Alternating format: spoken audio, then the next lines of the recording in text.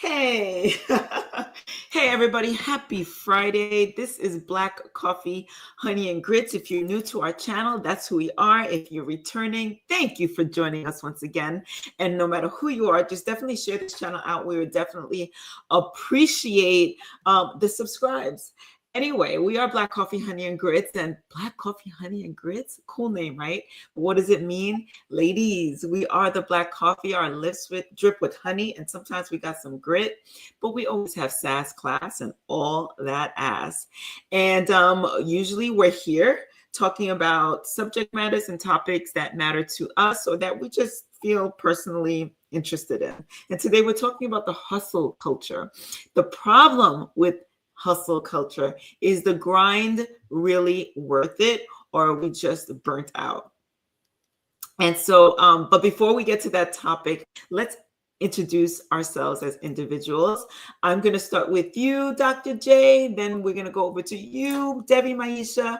I'll introduce myself, and then we'll talk about what we're here to talk about today. So go for it. Hey, y'all.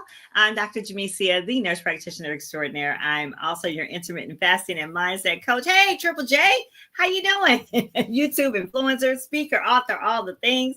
And I am 1/3 of Black Coffee, Honey, and Grits. I'll pass it over to you, Maisha. Hey, Triple J. Hello, everybody. My name is Debbie Maisha, and I'm the CEO of Central Energy Alchemy, which provides sacred sexuality coaching for women, as well as the founder of Black Lotus Tantra, which provides sacred sexuality and tantric teachings for Black women. Okay. Well, today we're talking about hustle culture. And I think we all know all about it.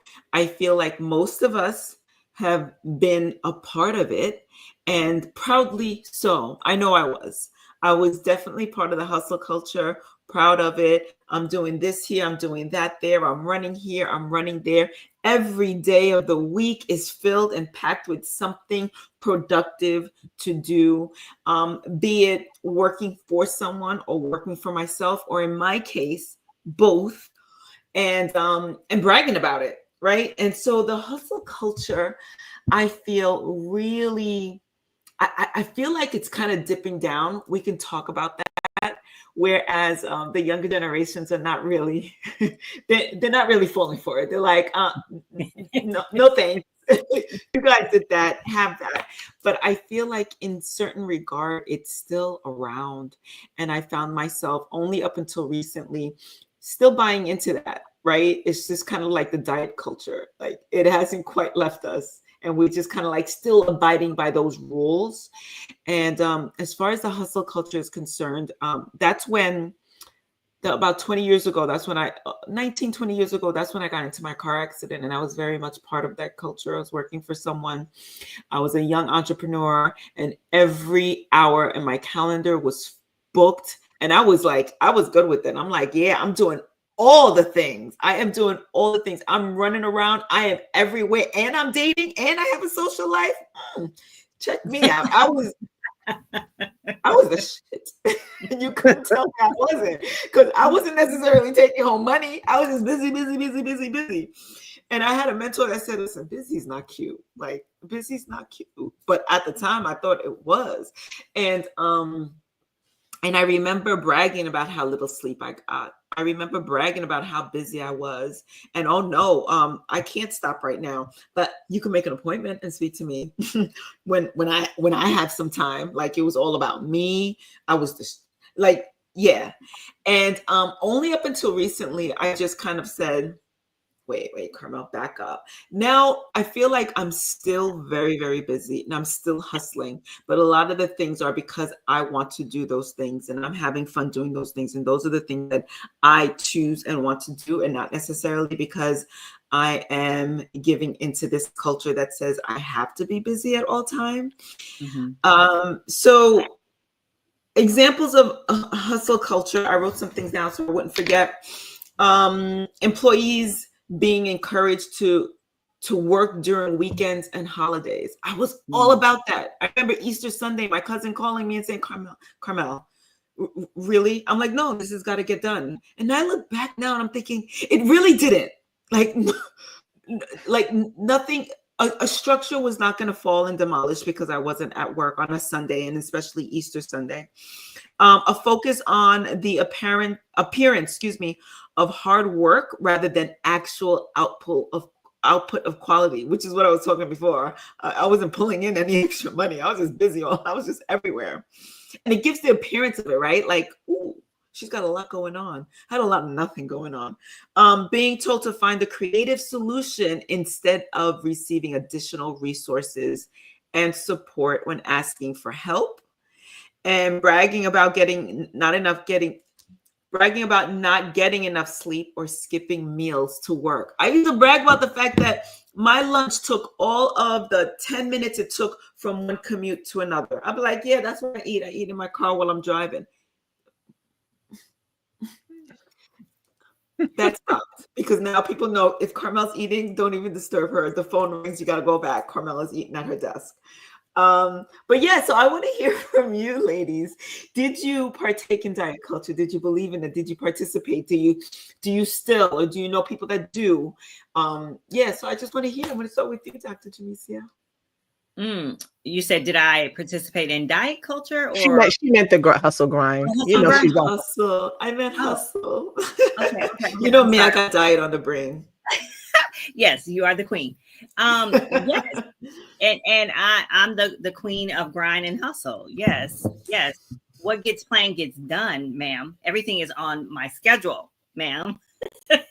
So yes, I participate. As a matter of fact, I still participate to a certain extent, not as much as I used to, but it's still there. It's like I felt or feel like, there's so much that needs to be done. And of course, I'm the one to do it, right? I got to do it. Yeah, but that part too. Yeah. And of course, I've always bought into that until I met you guys. Really. I mean, and at this point, I always felt like, you have to be shaking and moving. You got to be moving and doing something and meeting people and scheduling and going to meetings and conferences and all the things, right? Hustling around, having several jobs at one time, still do that. But to the extent that I don't know how, like you said, you were doing all the things and dating and have kids and cooking meals and hosting parties and like all the things, right? So, and never saying no to anything. Right. Like, let me just I have like a 30-minute slot right there. Okay, I can squeeze that in there. Yeah, I can do that. But now I'm like, I don't know that it was worth it. Maybe it was. I don't know. But I'm kind of on the other side of that. On the other side. My feet are straddled. Like, so I've been focusing more on the quality and not the quantity. Yeah. The quality of the work I'm putting out, the quality of the time I'm spending with who I'm with, and not looking at my watch saying, hey, I got another appointment. Your time is almost up, buddy. So, that right there has been what I'm easing into. And is that because I'm about to retire? I don't know. But it's just where I'm at now. And was it worth it? Maybe because I'm prepared to relax a little bit more. Right. But in this at this age and in the stage of life that I'm in right now, it's not worth it.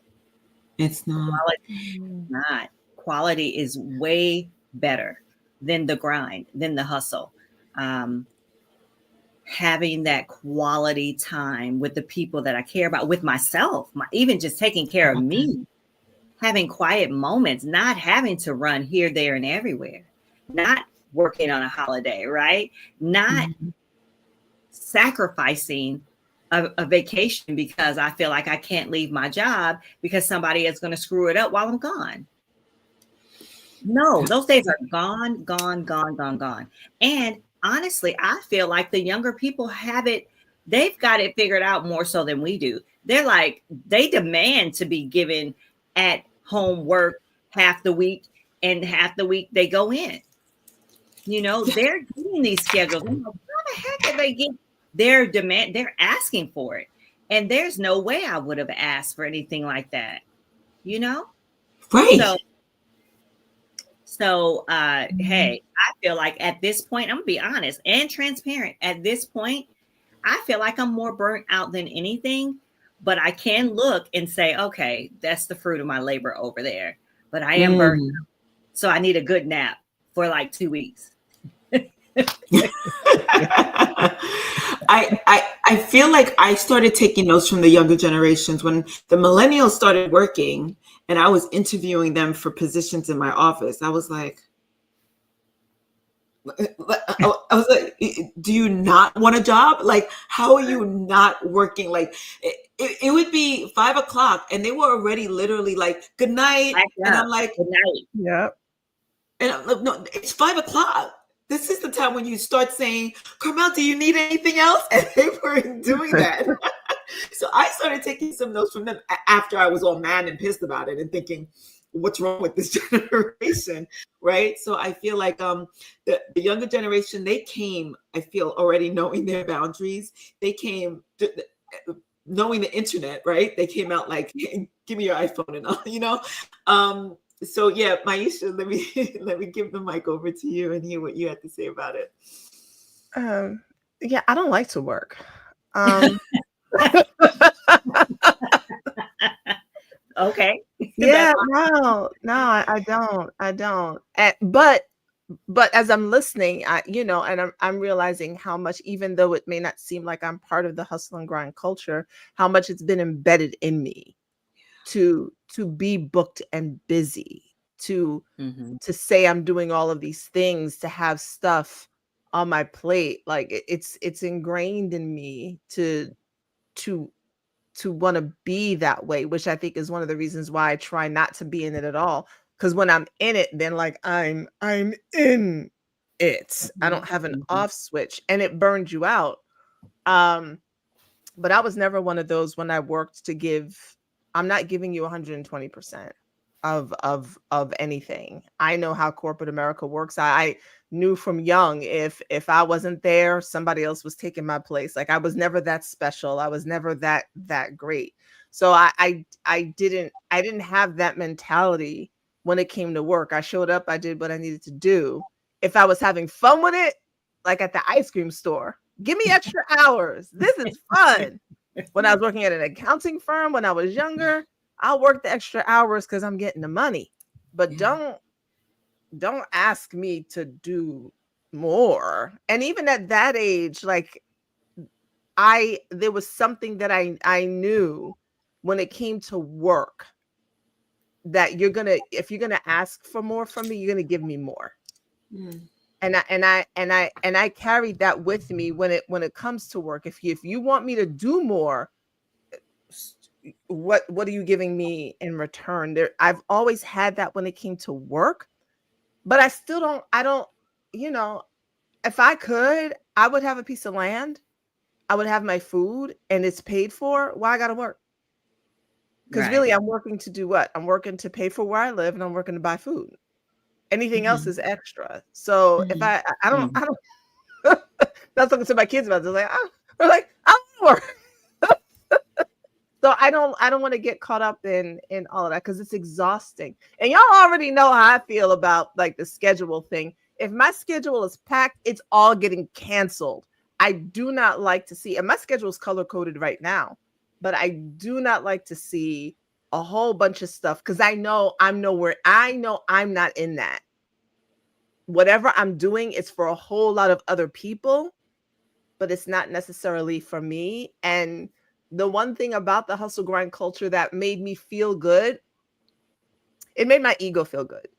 To say I was doing all the things, right?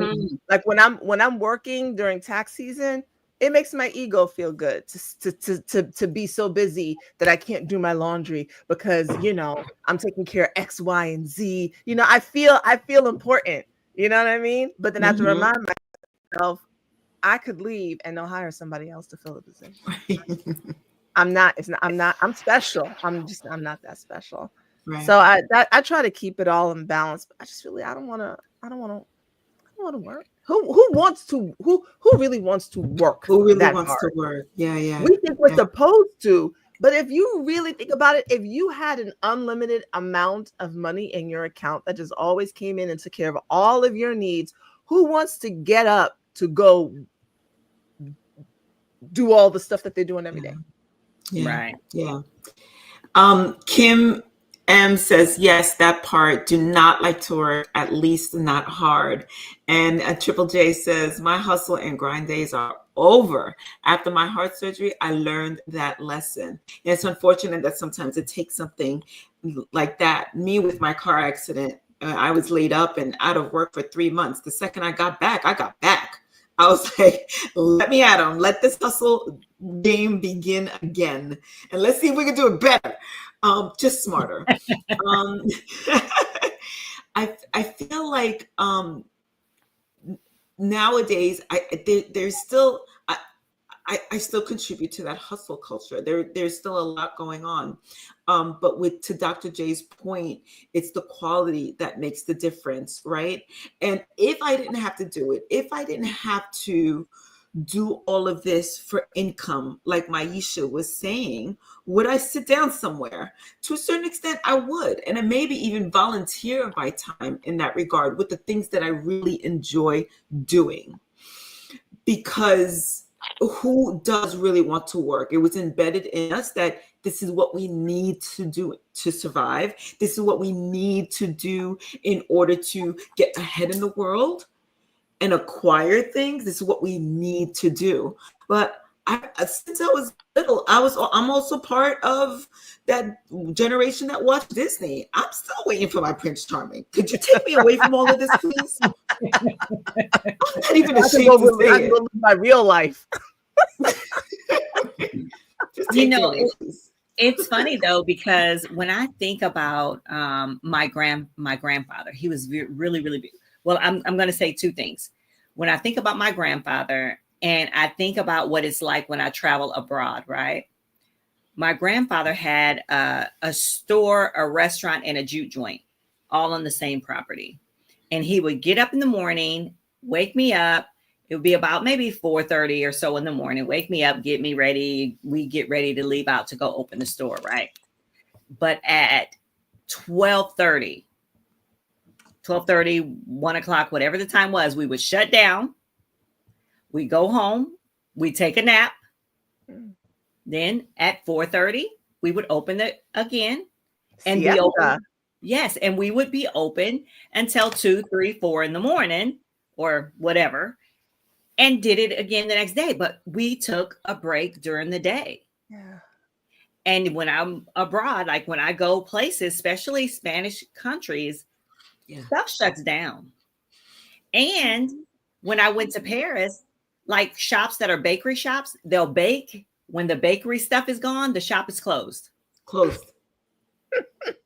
You ain't getting none of them stale donuts then, huh? There's a pizzeria store. There's a pizzeria like that in New York. Once they're done for the day. And there's a line outside waiting for them. People are not turning their noses up. They're like, gotta go get this. And there's a lot to be said for that. Once it's done, it's done. And there is this deli that's by my office, and they would close Friday nights till Sunday or something. They were probably Jewish. And I was just like, that is so not smart. Just get somebody else that's not Jewish to watch the store on a Friday night and a Saturday. And like, in my head, I'm like, that just doesn't make business sense. But that place was packed every time it was open. Mm-hmm. So that just goes to show you it's the quality. Yes. And that's what people come back for. Yes. Yeah. I feel like the hustle grind culture is a little bit of a scarcity mindset, because it's the idea that if you stop, you're going to lose. Mm-hmm. And so you have to keep going. Otherwise, you're going to lose and it's a lot of that in entrepreneurship, right? It's really hard to balance, because there's so many coaches that are just like, you got to seize the day, seize the opportunity, go get your money, you got to make millions, get up before everybody else, go to sleep after everybody. After everybody if you else. Don't, somebody's gonna slip in and get your that's right. That's right. All those clients, and you're just like, okay. And then you forget, like, why did you even want to do the thing in the first place? Right. Like, did you But it's get into this to make someone else's life better? Are you making your life better? Are you more stressed?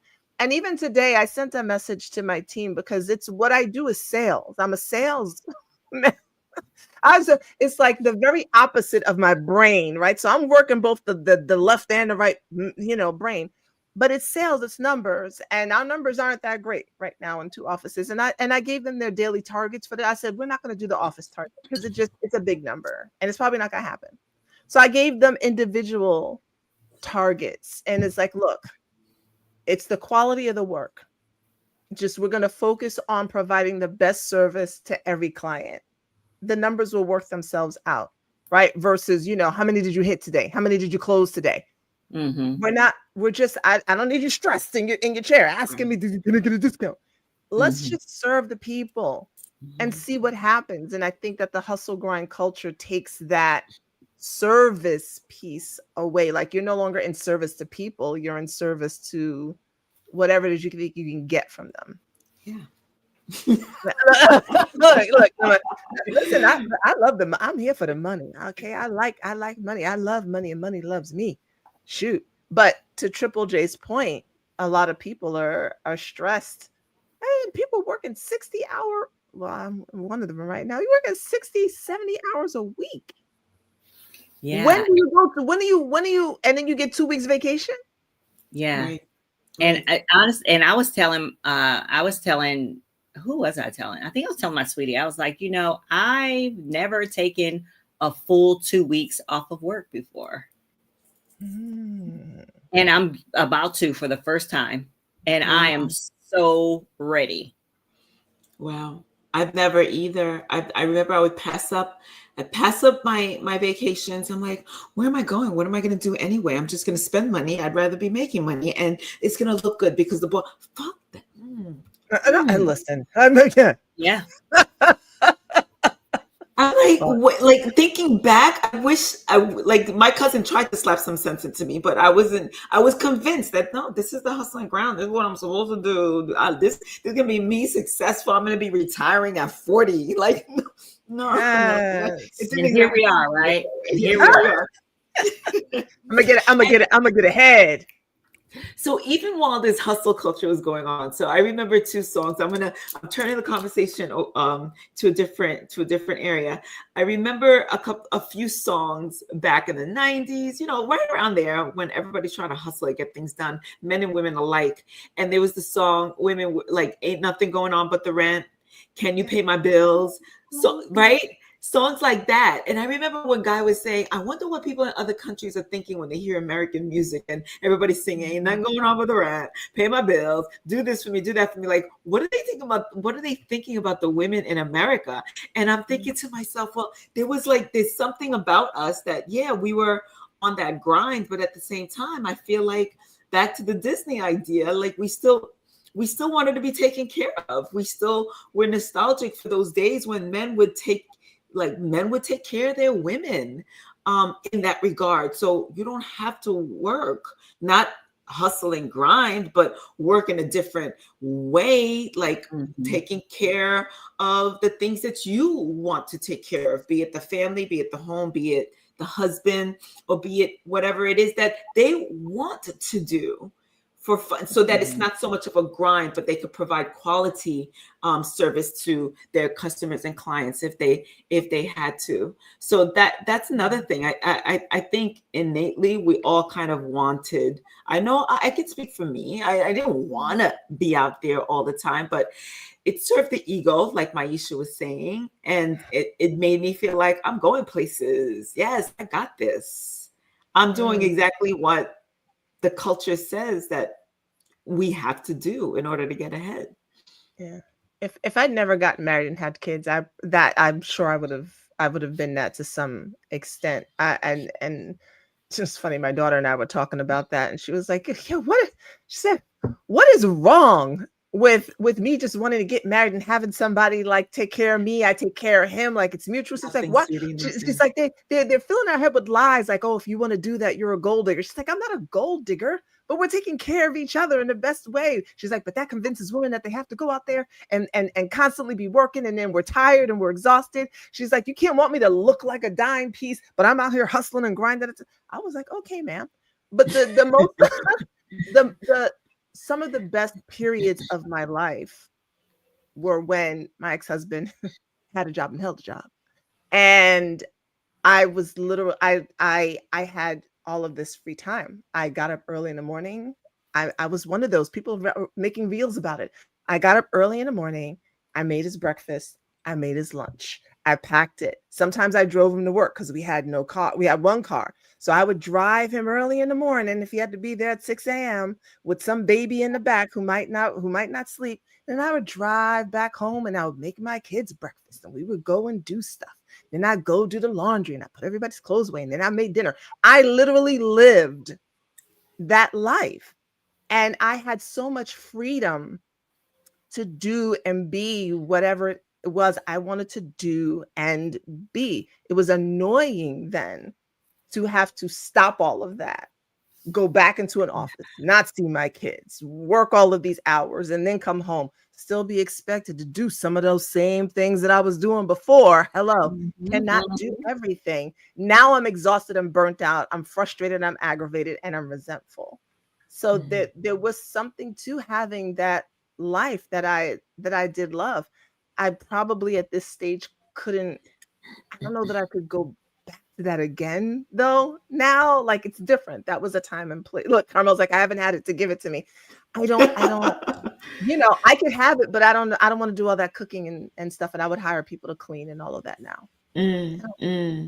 So I just want to read to, I'm sorry, Carmel. No, go ahead. I was just going to read about hustle culture, that what I found. Because when y'all first said you want to talk about it, I was like, are y'all talking about hustling around? Or are y'all talking about hustling to make money? Like what are you talking about? Anyway, what's the first one? Hustling around, like hustle and bustle, which is what we're talking about. Oh. But hustling to make a little change, there's something. Anyway, hustle culture, Anyway, hustle culture glorifies overwork and constant productivity has significant drawbacks that often lead to burnout and mental health issues. While it can initially feel motivating and rewarding, it fosters toxic behaviors like equating self-worth with productivity, suppressing emotions, and glorifying exhaustion. So the problems with hustle culture are burnout, mental health impacts, unrealistic expectations, and loss of enjoyment. Yeah. All of that. And that burnout piece. And it's so interesting when I feel like I'm getting overwhelmed and I'm like, am I getting burnt out? Like, am I getting burnout? And to the point where I don't know if I would recognize it if I was going through it. And I would just be like, oh yeah, I had a day. It was terrible, but back on the grind, like here we come, baby. Power through. Power through. Exactly. That power through. We're going to power through. We're going to make it on the way. So to that, I have some countering hustle culture. So one would be prioritizing self-care and setting boundaries. Now, to the person with the hustle mindset, that's hard. That's kind of self-care. What? You want to take a long bath? What? Why do I need to meditate? I'll think about my thoughts on my way to work. Like what? Finding trusted colleagues and mentors. As opposed to thinking that I got this. I'll look something up and I'll get it together. No, you don't have to hook me up with anyone. Knowing when to call it quits for the day. Call it quits. If the job's not done, I'm not going home. Like call it quits. What? Like who does that? Who does that? That's like my employee saying, "Good night, Carmel. It's 5." I'm like, it's only 5. Like it's not even 5:10.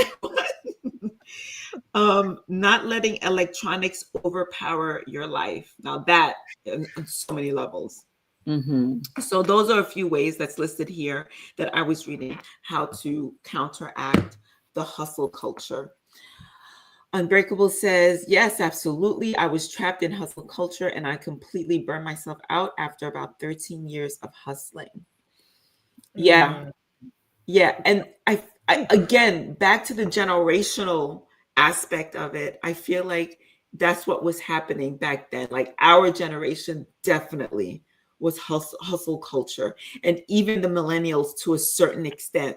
And the millennials are like, and now these Gen Zs are like, Exactly. Right. You want me to do? I'm gonna do that when I'm ready, okay?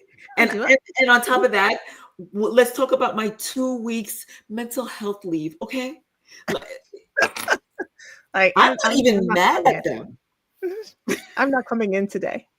I don't. Yeah, I don't feel like it. I need a mental health day. I Yeah. need a mental health day. The first time I heard that word, I was like, a what? Oh, Right. No, what? see, I didn't call it that, but I did that. I would just call out sick.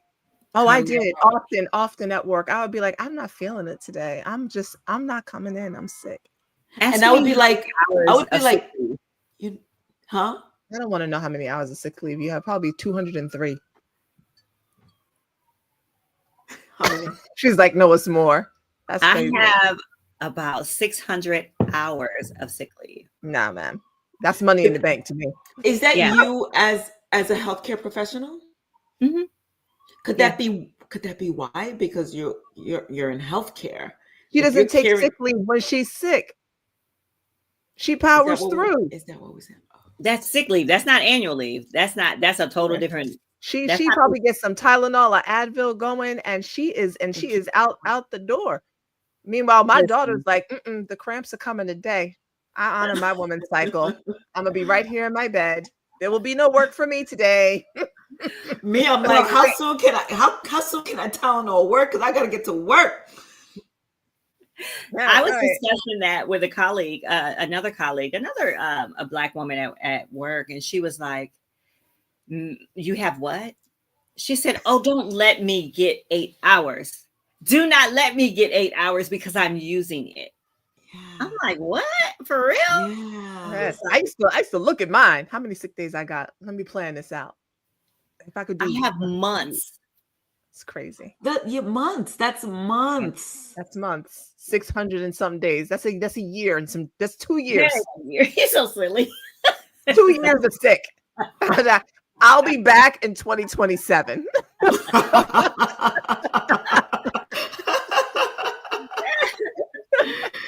Once a week, I'll be out sick.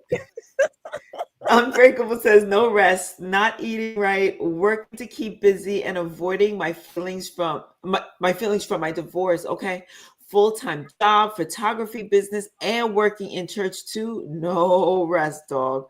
Yeah, and you know what? That's another thing, right, Maisha? Back to the ego part of it, being able to list all the things that I do. This is everything that I'm doing now. Oh, girl, when do you have time to breathe? What? For what? Who needs Or to I have the time, I'm breathing in between, or I'll sleep when I'm dead, and all that nonsense. What is that? I noticed the difference between when I'm grateful for working seasonally, but I noticed the difference. I literally noticed that, y'all know, I can I feel it in my body. So when I'm working fast paced, which I love, it feeds my brain. There's this constant happening in me all the time. Yeah, like that's what it feels like. It's like when you're driving in a car and you can just feel the engine going. It feels like this every day when I'm working. When I'm not working, when the season is over and I'm just focused on my business and me, this like my brain is relaxed. I don't feel the need to be on so much. This doesn't run my life because I got Outlook on and notifications and I gotta see and I gotta be in the know and I gotta be on. And it takes I wake up in the morning, and I have to prime myself to put my phone away because something could be happening. But when I'm not at work, that's when I'm like the clubhouse days. Right. And I'd be like, no, I just wake up and I'm looking out the window at the trees. Yeah. Dr. Jamisa probably over there like, I'm just looking at the trees. And And I'm just, you could almost imagine the birds chirping in the background, which they did. But Yeah. when I'm working, I'll be like, man, how long I got? Okay, it's 5 minutes. I gotta get up. And that's what I'm saying. People who do that every day for like 25 years, Yeah. I probably wouldn't make it mentally. I probably wouldn't make it. Yeah. I feel like the pandemic did a lot to kind of bring that to an abrupt halt for me and probably many, many people out there. And I started really kind of like enjoying my days. And as we got back into the grind of things and the phone's ringing, I'm like, "Ugh, why is the phone ringing?" Or work. I worked today. I worked, right? I wasn't on Clubhouse all day, like doing my own thing. Like, With disdain. yes, Yeah. with disdain. I was just like, and then as we got back into it, I'm like liking it less and less and less. Mhm. And now I've replaced the work with things that I want to do, but it's still a lot. And I wish that I didn't have to scale it up so much. I wish I could bring it back a little bit, someplace in between now and the Clubhouse days or the pandemic days, where I can a nice smooth, like a nice even keel, do what I want to do on some days and put in some work on other days. And me not working so much in the office these days, I feel like there's a difference. And I feel my sister's disdain when she goes to work and she comes back and she's like, oh, and my sister's in a position where if she takes one day off, she comes back to a class full of mischievous children who are used to that one day off now don't want to do anything. So it's even harder for her. So for her to take a day off, she feels anxiety going back. She's like, oh my God, what am I going to face? And she doesn't have just 30 students. She's got like 90, 120 students that now she's got to like calm down from yesterday being a play day because I was not there. Attitude, like all kinds of things. So for somebody like her, and I really feel like our educational system takes advantage of these teachers. First of all, nobody wants to do the job because they're really being bullied by students, and they ain't getting paid. And they ain't getting paid. Carmel, a question for you. Do you think that, and I mean, and I imagine this for a lot of people. So everybody, like, let's say before the pandemic, everybody was just going in this thing, just what we all did. But then it was like everything was literally paused. And now we're starting back up again. Do you think that you and Dr. Jamisa, you can answer this too, you or the people do you think that as you started to pull back from work, and where there's this hole, you started to fill it with other things anyway, because you still had to stay busy. So even if you didn't like work, all these other things had to come in to keep that same busyness going?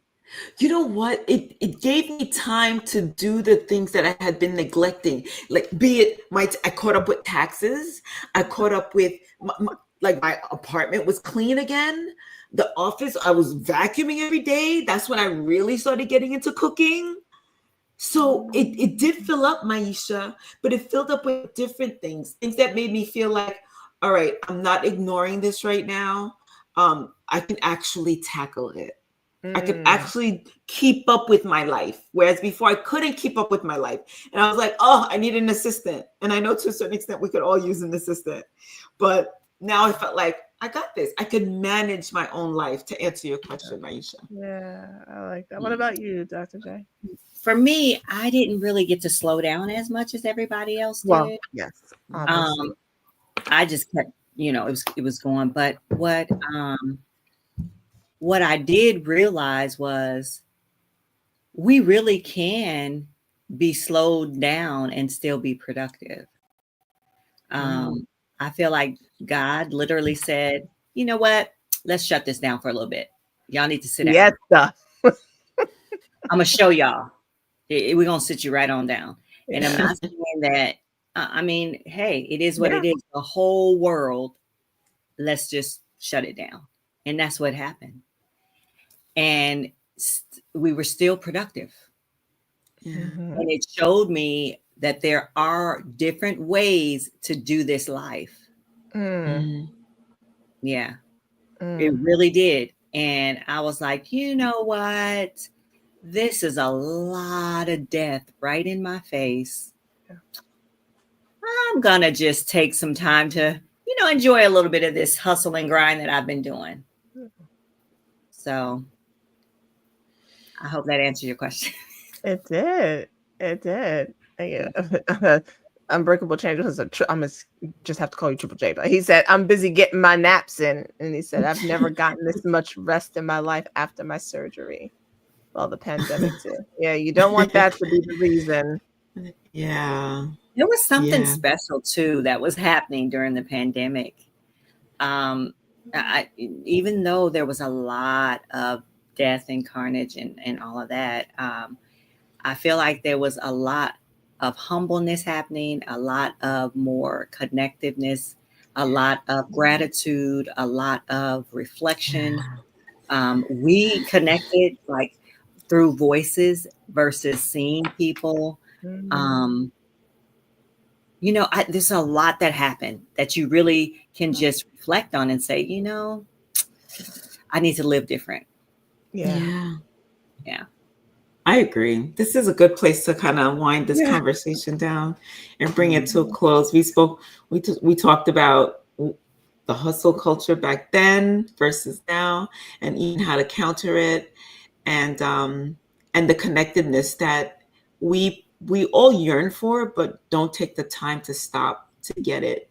And this is I feel like this conversation is a beautiful reminder for me to take a break and really enjoy this weekend, especially spring is here, and spring is my favorite time of the year, and just kind of like nothing.